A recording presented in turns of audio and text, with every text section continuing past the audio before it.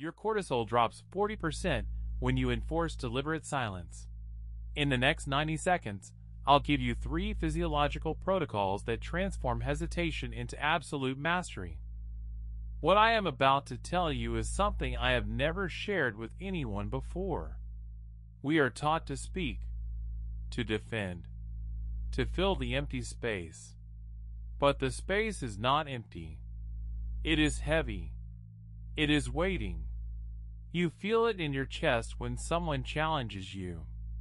The heat, the rush, the instinct to answer. That instinct is not wisdom. It is friction, and friction burns through you. We will come back to that friction in a moment. First, you must understand the architecture of the pause. Silence is not the absence of sound. It is the presence of control. When a river meets a stone, it does not argue. It moves around. It waits. It finds the lowest path. Your mind works the same way. You have been trained to believe that reaction is strength. You have been trained to believe that filling the room proves your value. This is a modern illusion. Look at the buildings that shape this city. They do not shout. They stand. Glass and steel and stone, resting in gravity. They hold their shape because they do not fight the wind. They absorb it. They redirect it. Your voice is a tool. Your silence is the hand that holds it. I will show you how to place that hand. How to let the wind pass without breaking. How to turn the empty room into your strongest foundation. The first protocol begins in the breath, not the chest. The belly. Inhale for 4. Hold for 4. Exhale for 8. This is not meditation. This is mechanics. It signals the vagus nerve. It tells the ancient brain that there is no predator. It drops the cortisol. It clears the lens. The second protocol lives in the jaw. Unclench. Part your teeth. Let the tongue rest flat against the floor of your mouth. Tension in the jaw is a physical echo of an unspoken argument. Release it. The body cannot hold a defensive posture when the jaw is open. The third protocol is the gaze. Lower your eyes. Do not look away. Look down. Fix your focus on a single point. A floor tile. A seam. A leaf. The eyes drive the nervous system. When you hold a fixed point, the mind stops scanning for threats. It turns inward. It gathers. These 3 actions are not tricks. They are levers. Pull them together, and you create a chamber of quiet inside a loud world. History remembers the loud men. It forgets the quiet ones. But the quiet ones held the empire together. Marcus Aurelius ruled while the legions bled on the northern frontier. Plague swept through Rome. Betrayal sat at his table. Every day brought a new crisis demanding an answer. He could have shouted orders. He could have punished dissent. He chose instead to write. To himself. In the dark. He understood what we have forgotten. Power is not measured in volume. It is measured in restraint. When a man controls his tongue, he controls his fate. Seneca faced exile. He was stripped of wealth. He was sent to Corsica, a barren rock in the sea. He could have railed against fortune. He could have demanded justice. Instead, he sat. He watched the tide. He wrote letters about the nature of time. He did not fight the current. He became the bank. Think of the weight of those choices. The world screamed for reaction. They chose observation. They chose the space between stimulus and response. In that space, character is forged. You carry that same lineage. You are not a modern anomaly. You are a descendant of men who knew that silence is not surrender. It is the highest form of command. When you refuse to answer immediately, you are not yielding. You are building a wall. You are drawing a boundary. You are saying, my mind is not a public square. It is a private garden. We will return to this garden. But first, we must look at the modern storm. The ancients had the arena. You have the screen. The arena demanded blood. The screen demands attention. Both are traps. Look at the year you live in.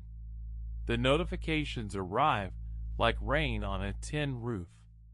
Constant, relentless, designed to pull you into reaction.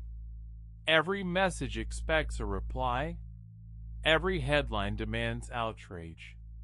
Every comment section is a courtroom where you must defend yourself. The design is intentional. Your attention is the currency. Your reaction is the product. When you speak into that noise, you are not adding value. You are adding mass. You are sinking. Think of your last argument, the one that kept you awake at 2 in the morning. You drafted a response. You polished it. You waited for the reply. You checked the screen. The cycle repeated. What did you win? Nothing. You only traded your peace for a moment of validation that evaporated by sunrise. Silence in this era is an act of rebellion. It is a refusal to feed the machine. At work, they ask for your opinion on a project you know nothing about. The instinct is to improvise, to sound certain, to fill the gap with confidence. But certainty without knowledge is a hollow structure. It will collapse under the first weight. Say nothing. Nod. Take the notes. Go home. Read. Learn. Speak when you have something real to offer. The room will remember the man who listened. They will forget the man who performed. In your relationships, silence is even heavier. Your partner speaks. The words sting. The old wounds open. The urge to strike back is immediate. To match tone. To escalate. Do not. Let the words land. Let them echo. Watch them lose their shape. Anger requires a mirror. When you refuse to reflect it, it falls to the floor and breaks. You are not ignoring the truth. You are refusing to distort it. The digital world wants you fractured. It wants you scrolling, typing, reacting, exhausting. Silence stitches you back together. It returns you to your center.